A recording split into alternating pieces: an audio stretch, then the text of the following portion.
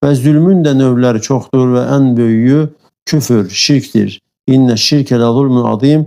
Loğman oğluna deyir ki, həqiqətən şirk ən böyük zülmdür.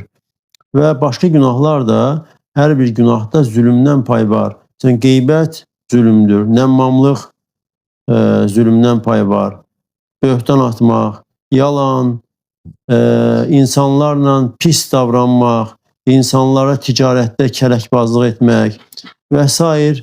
Təhqirami sözlər, hamısında zülmdən pay var. Və insanın zülmü nə qədərdirsə, insanın zülmünün miqdarına uyğun azması olur. Və heç kəs özünə arxain olmasın, etdiyi müəyyən bəzi yaxşı əməllərə arxain olmasın.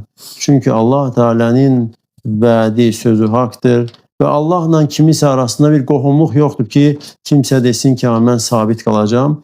Və insan əgər bilə-bilə zülmə addım atarsa, bilsin ki, Allah Teala'nın yardımı kəsilir, yardım azalır.